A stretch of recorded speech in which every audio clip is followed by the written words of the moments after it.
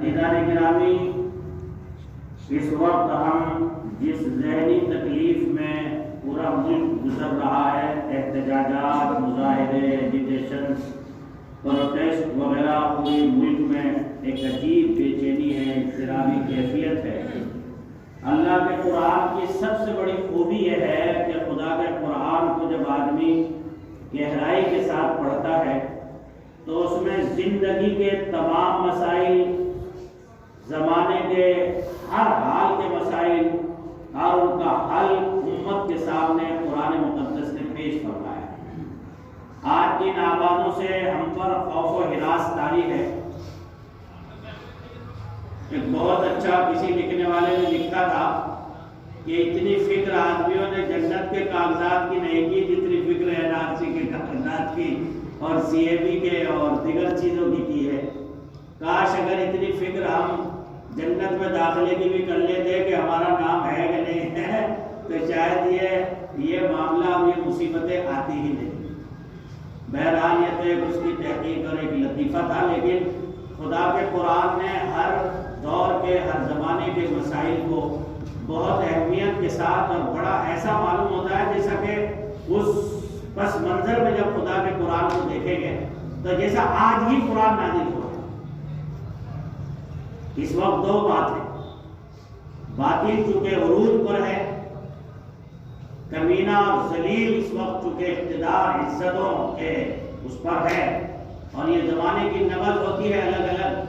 ہر زمانے میں ہر نظام کے اعتبار سے اللہ سب کو موقع دیتا ہے، وہ خدا کی تقدیر کا اور تقویم کا حصہ ہے، وہ کوئی اعتراض کی بات نہیں ہے۔ اس سے بھی زیادہ بالکل پس لوگ جو ہے اوپر پہنچیں گے قیامت کے طریقے، یہ علامات قیامت میں سے کہ زیادہ سے زیادہ جتنے پست لوگ ہوں گے، جتنے درجے کے اعتبار سے انتہائی گرے ہوئے، وہ بھی اقتدار پہ پہنچیں گے، تاکہ کل کو کوئی یوں نہ کہہ سکے خدا کے دربار میں اگر ہمیں اقتدار ملتا تو ہم تیرے بندوں کے ساتھ سلوک کرتے، اس لیے سب کو دے گا خدا اقتدار، وہ کوئی اعتراض کی بات نہیں، خدا کی تقدیر کا حصہ ہے۔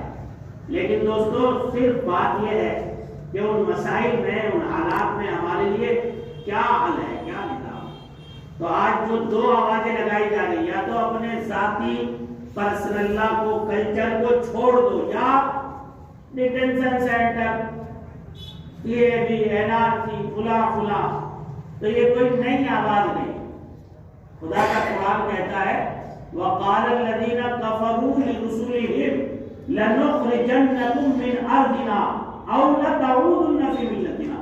جو لفظ اس وقت باطل نے اختیار کیے گھر واپسی کے، وہی لفظ خدا کے قرآن نے کیا، کہا کہ اس دور کو یاد کرو جب انبیاء اس دنیا میں آتے تھے اور توحید اور نبوت کی روشنی پھیلاتے تھے، تو اس زمانے کے جو سرگنا کفار تھے وہ کہا کرتے تھے ارے یا تو ہمارے ریاستوں سے، ہمارے بستیوں سے نکلو، نہیں تو ہمارے کلچر میں لوٹ جاؤ اور اس توحید و سنت کے نور کو چھوڑو۔ آج لڑائی آپ سے اس کی نہیں ہے کہ آپ کے مکانات کتنے اونچے ہیں، آپ کے پاس گاڑیاں کون سی ہیں، آپ کے پاس دولت کتنی ہے، نہیں۔ لڑائی صرف یہ ہے کہ آپ اس کائنات کے خالق کو ماننے والے ہیں، آپ کے پاس نبوت کا شعور ہے اور آپ کے پاس توحید کا نور ہے۔ وَقَالَ الَّذِينَ كَفَرُوا لِرُسُلِهِمْ لَنُخْرِجَنَّكُمْ مِنْ أَرْضِنَا، ہم تمہیں اپنی زمین سے نکال دیں گے، أَوْ لَتَعُودُنَّ، یا تم لوٹ آؤ ہماری ملت میں۔ ایسا وہ ایک صحابی نے بھی کہا تھا نا، مکے کا پوسٹر چھپایا تھا اس پہ کعبے کا، اور لکھا تھا یہ مکیشور کا مندر ہے۔ میں نے کہا ہندوستان میں مشہور ہونے کے لیے یہی ایک حربہ ہے کہ الٹا سیدھا بیان دے دو، رات رات آدمی مشہور ہو جاتا ہے۔ اور اس نے یہ بھی کہا تھا کہ ہندوستان کے مسلمانوں کو گھر واپسی کر لینی چاہیے، ان کے پروج ہندو تھے۔ تو میں نے اس میں جواب دیا، آن یوٹیوب ہے، میری ہی براہ راست اس کی ڈیبیٹ ہوئی۔ میں نے کہا دیوی پہلے تو آپ اپنے دماغ کا علاج کراؤ، ابھی آپ کو یہ بھی شعور نہیں ہے کہ اگر آپ کے پروج، ہم مانتے ہیں ہمارے پروج ہندو تھے، لیکن جنہوں نے اسلام کو قبول کیا تھا ان میں کوئی تو خوبی ہوگی اسلام میں، جو ہندو چھوڑ کر انہوں نے مذہب کو قبول کیا تھا۔ تمہاری خوبی یہ ہے کہ تم اسے قبول کرو، ہماری خوبی یہ نہیں ہے کہ ہم تمہیں قبول کریں۔ مسئلہ اس طرح کے مسائل اور اس طرح کی باتوں کا، میں نے کہا اس کی زمینی کوئی حقیقت نہیں.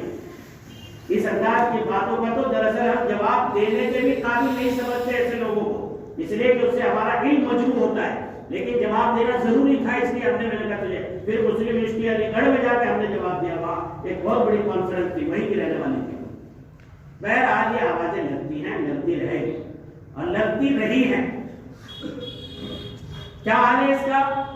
فرمایا فَأَوْحَىٰ إِلَيْهِمْ رَبُّهُمْ لَنُهْلِكَنَّ الظَّالِمِينَ.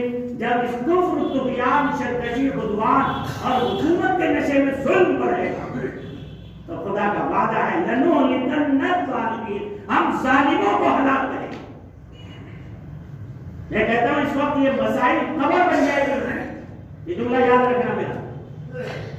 اس وقت جو مسائل ہیں، اس وقت جو انسانیت پر ظلم ہو رہا ہے، یہ ظلم ان کے لیے، حکمرانی کے لیے، اقتدار کے لیے قبر بن جائے گی. اس طرح سے قبر میں ڈل کر آدمی بے نام و نشان ہو جاتا ہے، اسی طرح سے ان کی بے نام و نشانی کا ذریعہ یہی مسائل ہوں گے جو چھوٹ اٹھائے. کیوں؟ اس لیے کہ ظلم بڑا ہو.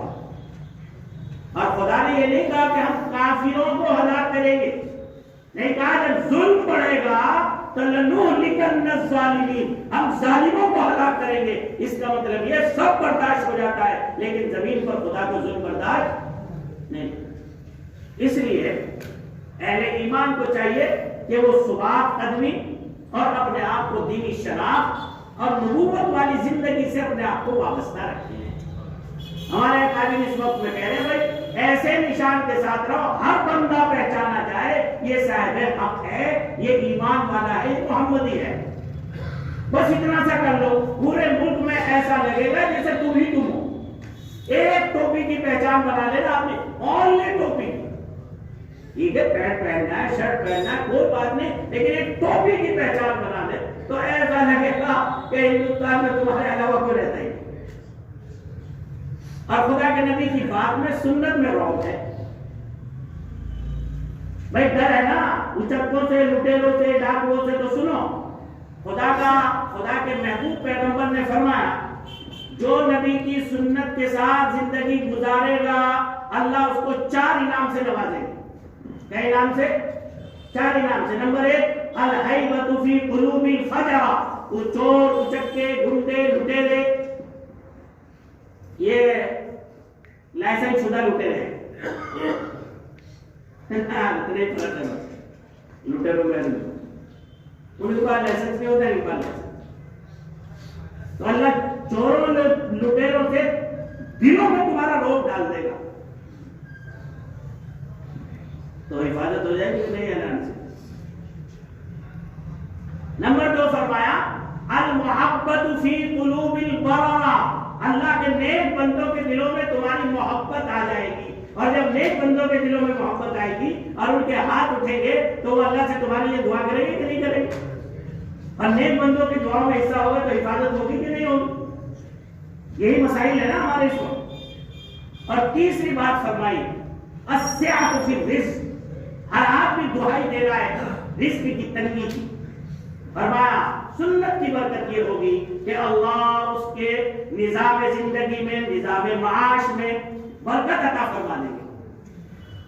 اور چوتھا مسئلہ جو سب سے بڑا مسئلہ ہے کائنات کا، اگر آدمی ساری زندگی گزارے اور اس کا خاتمہ ایمان پر نہ ہو تو ناکام ہے کہ نہیں؟ چاہے کتنا بھی بڑا بادشاہ ہو. اور اگر اس کا خاتمہ ایمان پر ہو گیا اور ساری زندگی اس کی اللہ کی نافرمانی میں گزری تو کامیاب ہے کہ نہیں؟ فرمایا چوتھا انعام یہ ملے گا اللہ تبارک و تعالی اس کا خاتمہ ایمان پر فرمائیں گے. رہ گئے بھائی 4 انعام یار. اسی لیے اپنے آپ بھی سنتوں کے عادی بنو، بچوں کو بھی بناؤ، اپنے آپ بھی گھر میں دسترخوان پہ کھانا کھاؤ، بچوں کو بھی کھلاؤ، اور بچوں کو بھی سے یہ کہو بیٹے دسترخوان پہ کھانا چاہیے، یہ ہمارے محبوب نبی کی سنت ہے. بیٹے ٹوپی اوڑھ کے پانی پیا کرو، میرے نبی کی پیغمبر کی سنت ہے. میرے بیٹے بیٹھ کے پانی پیا کرو، بچے نے آیا فریج میں سے لیا پھٹافٹ لگا کے کھڑا ہو گیا، نہیں پیار سے سمجھاؤ. بیٹھ کے پینا، 3 سانس میں پینا، برتن سے منہ الگ کر کے سانس لینا، دیکھ کے پینا. بیٹے یہ میرے نبی کی سنت ہے. اور نبی ساری کائنات میں ممتاز ہوتا ہے ابھی سے دلوں میں بٹھاؤ گے تو یہ نسلیں گمراہ ہونے سے بچ جائیں گی، RSS کا شکار ہونے سے بچ جائیں گی، یہ باطل اور طاغوتی اور مادی طاقتوں کا شکار ہونے سے بچ جائیں گی۔ لیکن چونکہ یہ گھروں میں نظام نہیں بنایا گیا اس لیے تنگیاں ہیں۔ اس عالم نے بڑا اچھا ترجمہ کیا، وقال الذين كفروا لرسلهم لنخرجنكم من ارضنا او لتعودن في ملتنا، نبیوں سے کفار کہا کرتے تھے ہمارے گھر سے نکل جاؤ نہیں تو ہماری ملت میں لوٹ آؤ۔ اس کے نیچے لکھا ہے NRC،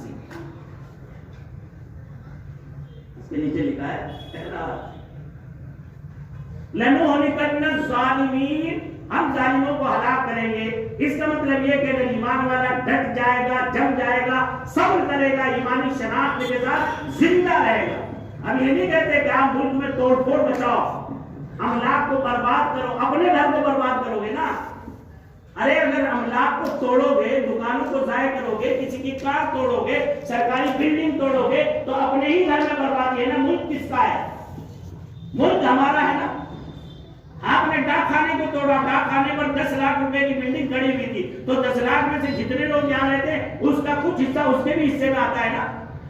اپنا نقصان کیا، ہم اس کا تو ہمارے یہاں اجازت ہی نہیں ہے۔ اسلام سلامتی، ایمان امن، اسلام سلامتی اور ایمان امن، دو ہی نام ہے ہمارے۔ ہمیں لوگ مسلمان کہتے ہیں، ہمیں لوگ مومن کہتے ہیں۔